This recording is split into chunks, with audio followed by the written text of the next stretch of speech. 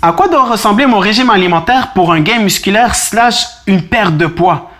Souvent, les personnes, ils veulent gagner de la masse musculaire et en même temps perdre du poids. Est-ce que c'est possible? Oui, mais tout dépend d'un point essentiel. Quel est votre pourcentage de gras actuel? Si vous avez un pourcentage de gras qui est très élevé, votre premier objectif n'est pas de faire un gain musculaire. Votre premier objectif devrait être de faire une perte de poids.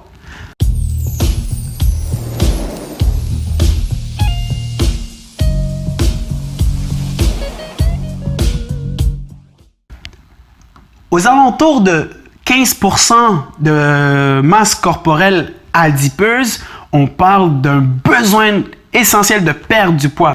Pourquoi? Parce qu'il va y avoir un dérèglement hormonal qui s'ensuit. C'est pas nécessairement 15, on parle d'environ de 15 à 20%. Si je suis en surplus avec la méthode d'entraînement que je fais, je risque de gagner du poids. C'est pas mon objectif. Je vais bientôt faire ce qu'on appelle un Ultra Beast. Ultra Beast, c'est 42 km de course à obstacles en forêt, avec des ascensions et des descentes, avec un groupe. Ça veut dire quoi ça? Ça veut dire que je veux être le plus léger possible, avec un pourcentage de gras vraiment important. Mon 15, j'ai envie de le faire chuter aux alentours de 8. À quoi ressemblent les macronutriments que je prends en ce moment? Donc, si j'ai envie de prendre un surplus de calories, je veux prendre entre 200 et 500 calories de plus par semaine. Plus que ça, il va y avoir sûrement du stockage, beaucoup plus de glycogène dans le muscle. Et une fois que le glycogène va être complètement rempli, ça va se stocker en quoi? En gras. L'important, c'est de savoir quand tu augmentes ton surplus de calories, tu augmentes entre 200 et 500, tout dépendamment de ta morphologie. Tout dépendamment quel est ton poids actuel, tout dépendamment quel est ton pourcentage de gras. Je fais une grosse généralisation, mais pour moi, c'est ça en ce moment.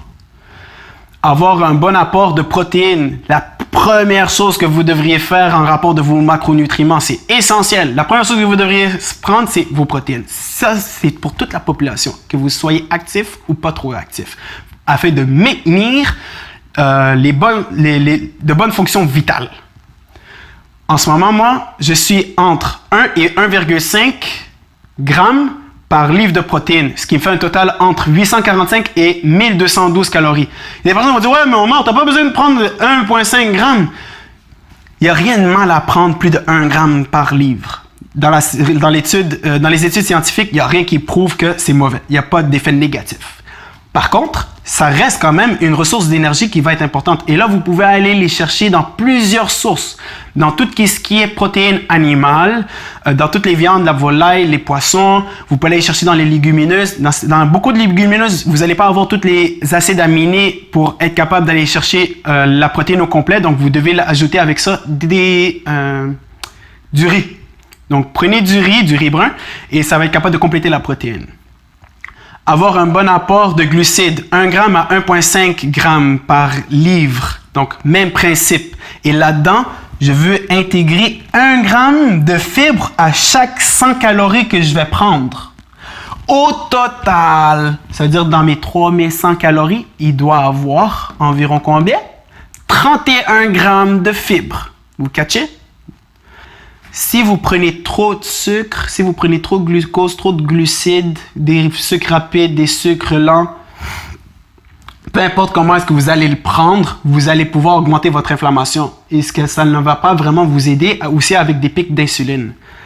Donc, les glucides, c'est la dernière chose que je vais vraiment prendre en considération. La première chose que moi, je vais faire, c'est compter le nombre de protéines et le nombre de lipides. Mon apport de lipides, on parle de 0,5 à 0,6 grammes par livre corporel.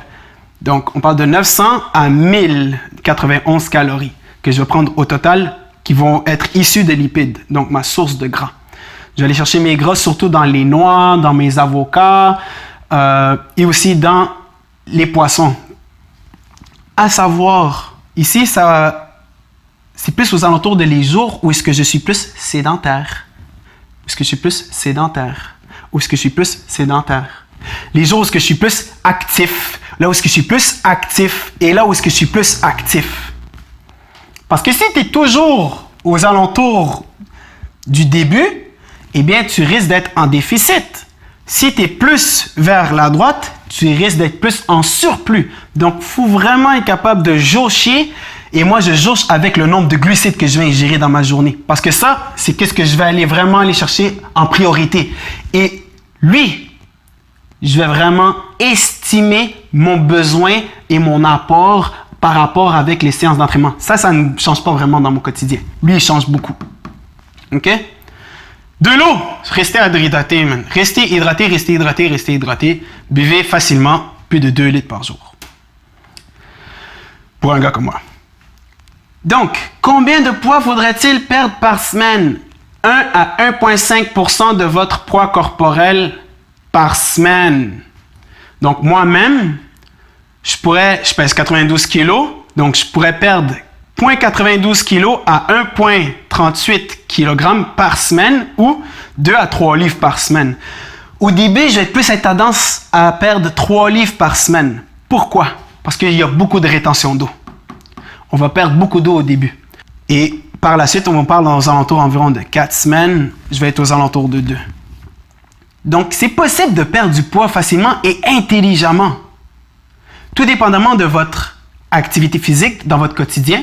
Si vous êtes assis, que vous êtes la personne peu active, ne serait-ce que de faire un peu plus de marche dans votre journée, bien vous passez de sédentaire à être plus actif. Faites-le. Vous voulez perdre du poids? Ça, c'est la 80. Je travaille comme gestionnaire de la salle d'entraînement du YMCA du parc. Je travaille là depuis 10 ans. J'ai vu des personnes de tous les genres. Les personnes qui veulent perdre du poids, c'est le classique. On parle de 80% des personnes qui sont membres d'un centre, d'un gym, appelez ça comme vous voulez, un studio. Leur premier objectif, normalement, c'est la perte de poids. Bougez, marchez. C'est bien que vous écoutez cette vidéo-là. Et après l'avoir écoutée, est-ce que vous êtes en train de faire une marche? Tout ça pour vous dire qu'on a fait une grosse vidéo qui donne un aperçu à quoi ça ressemble la diète d'une personne qui est en basse saison, qui embarque dans bientôt une haute saison. Je ne donne pas les détails de comment ressemble ma haute saison. Il y a beaucoup de calories qui sont ingérées, il y a beaucoup d'activité physique qui est faite et en plus, je perds du poids. Pour vous faciliter la tâche, allez sur tdiecalculator.net. Donc, vous avez ça ici. On va aller sur le site internet et vous avez toutes les informations que vous pourriez insérer tout simplement. Là, je viens de cliquer sur métrique. Je suis en ce moment un mâle. J'ai 30 ans.